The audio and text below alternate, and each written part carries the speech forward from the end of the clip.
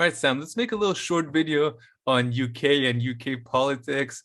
Apparently, there's one UK politician who was allegedly caught watching porn. Not Well, allegedly. no, it's official. Well, no. It's still they're going to do an investigation. Okay, and apparently that's not even the craziest part of the story, or maybe that is the craziest part of the story. But I feel like the member of parliament's actions subsequently perhaps were even funnier. But yeah, go ahead.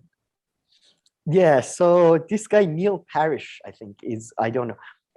Yeah, he's not a famous story or anything. He's not a big deal or anything like that. But there was reports before this. There is like in UK there is more laws regarding like limiting a speech and all that. So for a couple of days there was reports that a Tory MP, there was reports that two other Tory MPs, two other Conservative MPs have reported that they seen another Tory MP watching porn in the House of Commons somewhere and all that on his mobile phone. Two different people, but and then by happenstance, I guess, I don't know, maybe they knew something. GB News, which is trying to be Fox News of UK, they had him on like a day before he was named, and they're like, oh, but do you think this is a reflection of the culture that is going on in House of? This is disgusting. And he's like, well, yeah, there's going to be a full, look into this, and according to whatever the reports find, I assume we decide how to punish the person and stuff. At first, apparently, he said he's going to resign, but now he's apparently saying he's going to wait for the reports. Yeah. For the inquiry to come out with a report or something.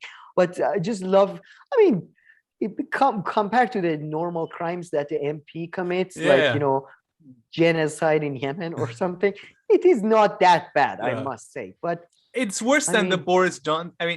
It's worse than the Boris Johnson Partygate, for instance, in a way, if you ask me. It's just a bit more gross about gross and the person's personality. Although I've heard some funny stories of people at work like realizing that their supervisors watching stuff or other things, like the reflection of their glasses or things like that sitting in front of them, they could see it. So I think it's a much more common practice than some people might think. But yeah, I wouldn't be surprised, like 10 or 20%. Getting caught is you're more pro. No, just getting caught is bad. And also showing up on TV the day before and trying to spin the story. Awful people. Who's jacking off? But I'm glad that he's waiting for the investigation, because your name's already been ruined. You're most likely gonna have to leave, but maybe you don't. You might as well try your chances. Maybe the investigation comes out, something else happens. Drag your family and friends into a so no need to prematurely months-long inquiry, just drag it. I'm pretty sure he doesn't think these things. If those were the kind of things he thought, he would have, not become a member of parliament. I don't know why at this point politicians care. You remember Rob Ford, the guy in Canada who used to do crack, but he owned it. And he owned it, and his brother, they were just moving up. His brother, I think, is still very big. He's still moving up. Yeah. But yeah, Trump, you should own it. You shouldn't. Yeah, you shouldn't back off. You're right. You should just go. Yeah, Rob Ford himself passed away. No, but Rob Ford was hilarious, man. Holy shit, you reminded me. Like the poor guy had he was awesome. Like a crack or like heroin addiction. Like somebody on Instagram shared it or something. I love it. Yeah. I love that politicians are increasingly reflecting the communities they come from. Like, as you say, a lot of people jack off in offices, and this guy's like, I'm representing my community. What do you want? There are many men and women, some women, I guess, jacking off in office. Well, okay, let's be fair. Not jacking up, but watching porn. For artistic, for aesthetic reasons, I was following the storyline. I wanted to see what happens with the pizza boy. Like, does he make it out alive? But someone, I think this is a common saying, but it's so funny. They're like, people watch porn for the storyline and they watch movies for the sex scenes. It's like reversed. And it is like, you know, people was like watching a movie and like, you know, the sex scene is like a very like calm and popular part of the movie, you know, that a lot of people look forward to. Yeah, but in pornos, they always want that there's a good storyline. If there's not a good storyline, like you refuse to watch. You don't deserve. So they say like in movies, you know, people look for the sex scenes, and in pornos, people look for the storyline, which I think there's a bit of truth to that. I don't know if you agree or not. It doesn't seem like it, but I think there's quite a bit of truth to that, to be honest. I think when you're 10 to like 16, maybe that's true, because like for movies, you're like, as soon as you know there's a sex scene, you're just waiting and can we fast forward this shit?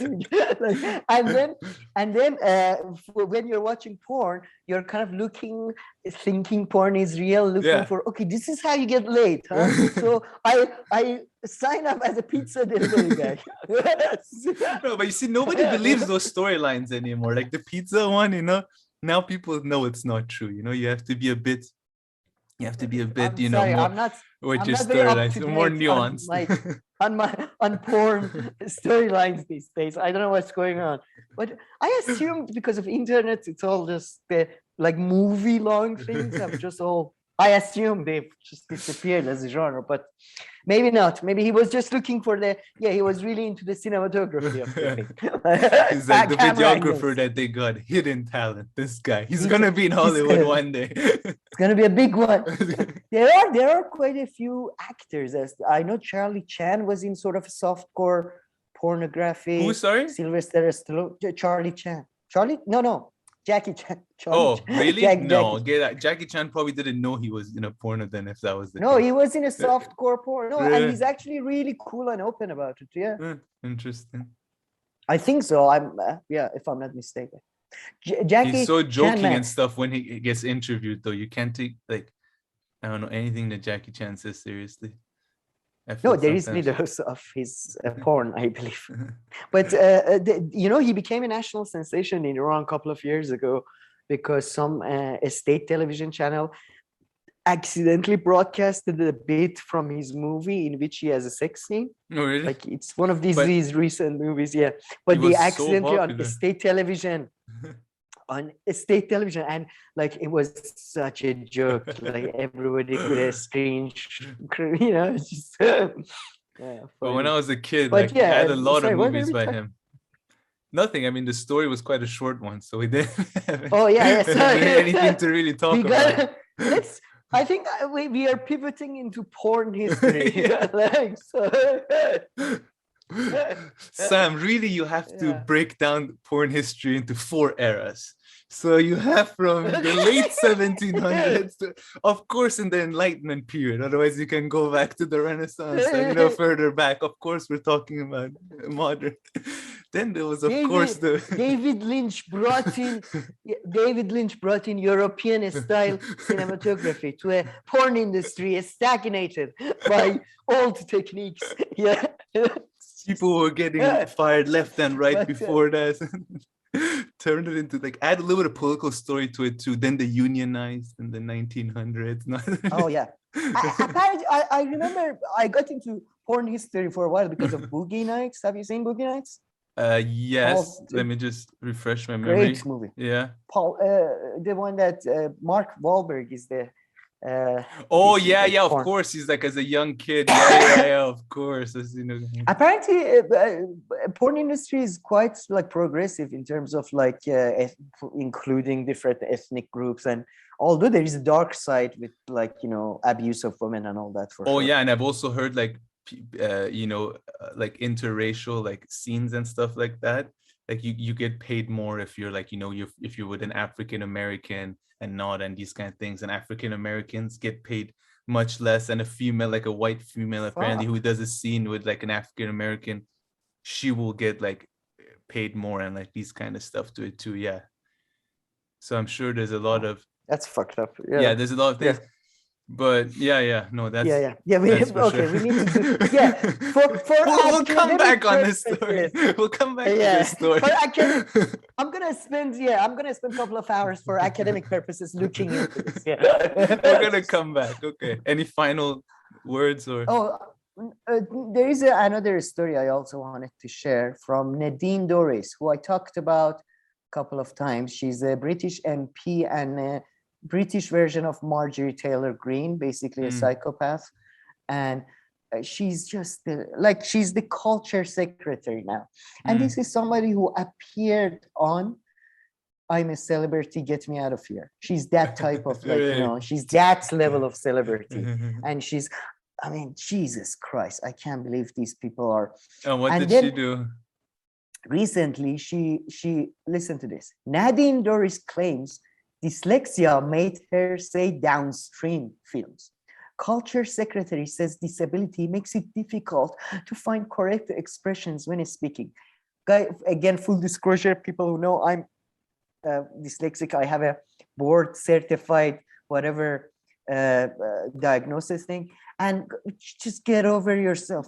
And I've also heard about dyslexia, but that apparently has to do with reading and stuff. I mean, maybe she also has something else on the side of that. Don't want to make fun of her, but like based on what I've intelligent. It's like me every time I mispronounce something, guys. It's not that I'm not intelligent. It's that I have to. But yeah, it's about reading and writing mostly. That's. I get best to understand. I'm not even sure, to be honest. I'm not even sure if this, like, as somebody who has it technically, I'm not even sure if it's a real. It's very problematic. I mean, I guess you could have it different degrees, and then you probably could become much more problematic. I saw this one video someone showed me about like some people have dyslexia, and that was just insane. But I mean, I don't know if everybody has it to that extent, like words jumping around, like letters jumping around, and that kind of stuff. But yeah. Look, mostly it's just, I don't know. In my experience, it happens like you're typing and then you go back, like a lot of ands. I write nad or something, and that's the same. Or but it has to do with reading and writing anyway, as far as I've heard. I never heard somebody blame like their speaking or expressions on that. But but the culture secretary Nadine Dorries has said dyslexia caused her to mix up her words and suggest people downstream movies and play on tennis pitches. The cabinet minister responsible for regulating the internet said her impediment, which according to the NHS mainly causes problems with reading and writing, means she can find it difficult to find the correct expression when speaking. This was a definite shade by the Guardian thrown in there, which according to the NHS is mostly, but whatever. And then this is from her Twitter, I think. I have dyslexia, which means that when I speak, I often run my words together and say things that sound like the words I'm trying to say. Sometimes it's funny. I laugh it off. But mostly it's just difficult. Oh my God. Camille, should we start a fund for maybe we do. Maybe we need to. I'm okay with that. I've been in politics a long time and you grow a thick skin. Sorry. I hope so. I guess so. I guess she's growing a thick skin, so we're all good now. Sorry. What did I do? Oh no, sorry. No, as a fellow dyslexia sufferer, I am so happy she's bringing attention to our cause. Finally, somebody is willing to speak out for people who sometimes mispronounce words. It's why I haven't spoken publicly much about how it affects me, but I have found it tough seeing commentators and media outlets mock me for something that is beyond my control. For other dyslexia sufferers, we learn that it is what you achieve in life that counts, not what those who mock you say. Please, sister, go on, rescue us from this world of prejudice we live in.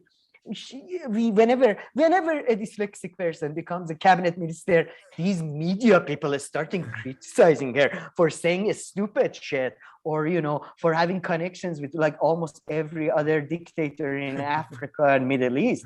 I mean, they are so unfair. It's dyslexia. It's goddamn dyslexia. You want to privatize a publicly owned channel, and they criticize you because they're dyslexic haters. Dyslexicist? Can we start that? Man, these people just put out any kind of excuse or anything, huh? Just like, and then they just move on with their lives. For some pity. Yeah. Just to get some pity. What else? I'm trying to see. No, she hasn't added anything else. But yeah, I thought I highlight this because not enough people. All these people who call themselves brave, like Jimmy Doro. Who's talking about the dyslexic people? Who's talking about the dyslexic people? Who? Besides me, it seems. Like somebody, please help us. Glenn, you do expose about like corruption and coup d'etat in Brazilian government. Tackle this if you're mad. Come to Nadine Dorries' rescue. Aye. And all dyslexias suffers. Indeed. But okay, man, these British politicians, though, it's kind of interesting. Get some nice little glimpses every now and then. Yes, somebody's jacking off in a corner. Another one is just going blah, blah, blah, blah, downstream movie.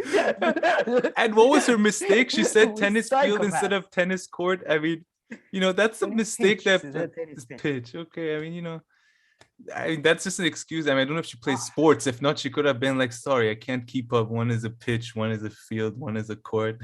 That would have been a more reasonable explanation. Yeah, and even downstream is not that. Okay, I said, instead of download, I said downstream or whatever. But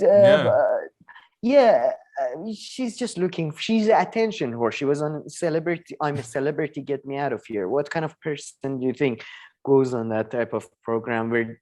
What is it? Is that the one you have to eat cockroaches? So I've actually never heard of or seen that one. I'm a Celebrity. Get me out of here.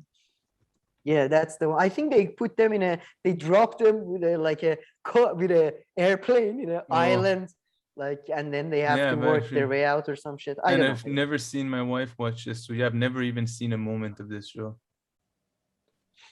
I don't know. I thought it's something like fear. I don't know. No, it does look like that. I'm looking at the pictures right now. No, you're right. They take them to an island or something. And then, I hope she suffers. I don't know. She's privatizing. By the way, she's privatizing. That's the more newsworthy. She announced her decision that she's going to privatize Channel 4, which said because she wants it to be competitive with Netflix and Amazon, which is ridiculous. Although I have a lot of nostalgia for Channel 4, man, like a lot of my growing up, some of the funniest shit ever is on Channel. IT Crowd, Dark McGrinty, and was it a public broadcast back then too? Yeah, it's to this. It still is. They're gonna do. Which shows that has nothing much to do with public and private. Yeah, it does. And these days, though, Channel 4 is pretty bad. They don't really have any. I haven't seen them doing anything that good. They do like good stuff, but it's not as much as it used to be or as impactful as it used to be. So I'm not like necessarily wholly against this either, because Channel 4 hasn't been that good. Their news programs are awful, huge Russia haters, and like it's unbelievable. Their coverage of Russia is pretty bad. So, I don't know. But Nadine Dorries is an awful human being. And this was a good overview of House of Commons. Somebody's jacking off in a corner. Another one is struggling to write or read. Another person is trying to make a deal with Saudis. Prince Andrew is sneaking in his girlfriends to sit on a chair. It's just, Jesus Christ.